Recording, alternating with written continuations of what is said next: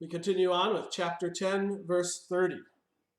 The righteous will never be uprooted, but the wicked will not remain in the land. When Jesus was born, you follow the two lineages all the way back, in one case, to Adam. The other case goes back to Abraham. And God promised Abraham that his descendants would be in the land forever. God told Noah, or all the way back to Adam, God planted life in this world. So Jesus, his lineage has never been uprooted. And it continues on with us. Certainly he did not have children of the body in the flesh, but he has all the children of Christianity have new life. And so the Christian church, the community of saints, it's always going to be here, never uprooted. We're going to dwell with God forever. And so we have an assurance that our family, this will last. But the wicked, again, it's all ephemeral, dust in the wind, like grass that has dried out and blows away. They disappear. 31. The mouth of the righteous brings forth wisdom, but a perverse tongue will be cut out. Yeah. So again, look around your church and look at the actions of people. Are they showing love to others? Are they living in a manner which shows their love to Jesus and God? Look around your community the same way. And then when they speak, people who have shown these actions and love, listen. We ought to do this with politicians, right? Look to see how they've actually acted, and don't listen to them if they're not acting well. The tongue gets cut out. Liars and such, back in ancient times, you could have your tongue cut out. Yeah, pretty severe. But the truth of the matter is, when someone speaks evil and causes problems, eventually their voice stops being listened to. When you start realizing, oh, that's the kid who cried wolf, or that's someone who's a constant liar, the words go out, but no one pays them any attention, right? And we ought to, again, look at our politicians. Maybe we ought to stop paying them attention. Chapter 11, verse 1. The Lord abhors dishonest scales, but accurate weights are his delight. The principle is, when you buy something, the shopkeeper had scales which would weigh how much something was so that he could give you back how much you were supposed to have. And a dishonest scale would have weights which didn't reflect a true value. So you were buying a pound of grain, and really he was just selling you 3/4 of a pound of grain. Okay, so the idea here is very simple. God doesn't like it when we cheat people. God likes it when we seek what is best for others. And to be honest in a trade relationship is what is best for others. It is good to trade. That's the whole point of it.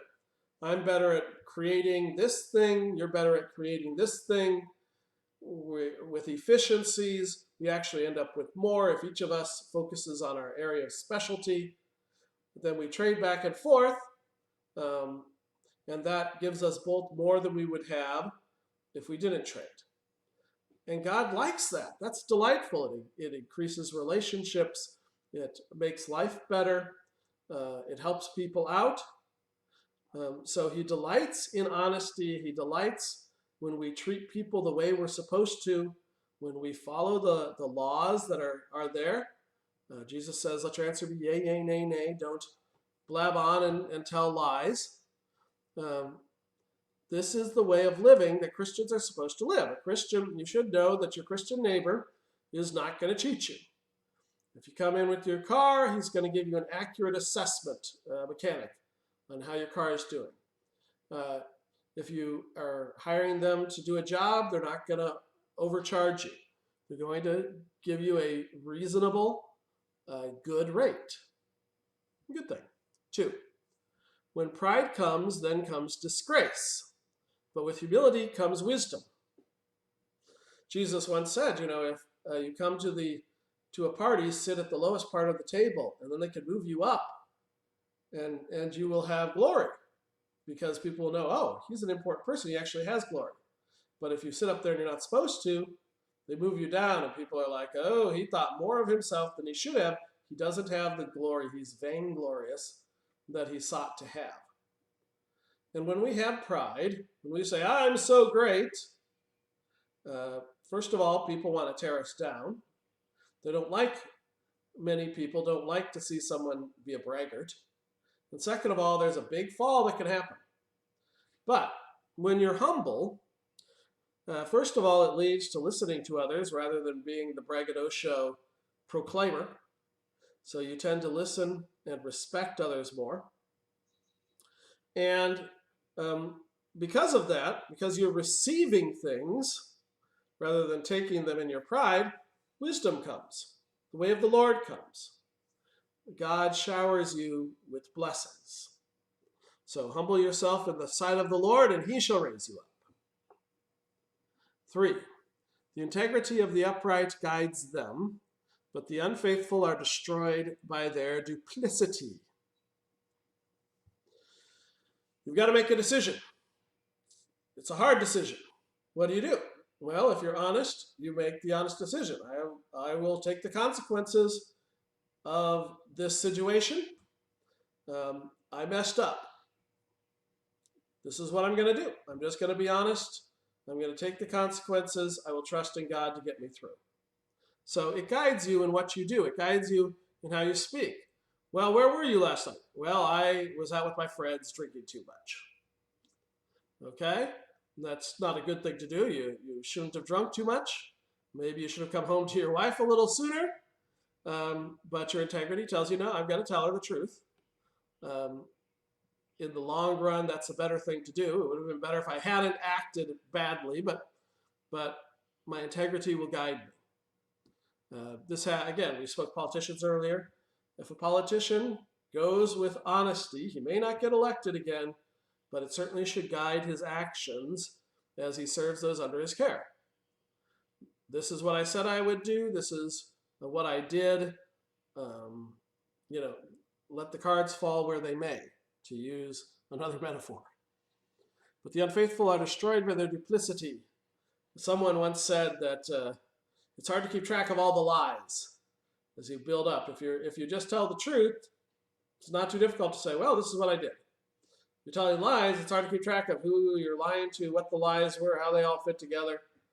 And eventually, it gets you into a lot of trouble. 4. Wealth is worthless in the day of wrath, but righteousness delivers from death. So it doesn't matter how rich you are when God comes. It doesn't matter how rich you are when death comes. Jesus told a parable about that, about a rich man who built a storehouse and put his goods in there, and then death came. You can't buy your way into heaven. You can't buy your way out of sin. If, wealth is worthless when God's wrath is coming. There is some truth to this, even when the wrath of people are coming. You can be as rich as you want, if you're being hunted by Navy SEALs for doing evil, if you're Saddam Hussein or Osama bin Laden. Once they get there, it doesn't matter how rich you are, because the day of wrath has come, and death doesn't care about your money.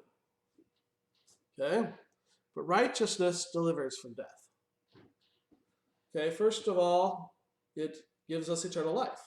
It gives us what Jesus won on the cross and by coming out of the grave. So literally, it delivers from death. It gives us eternity.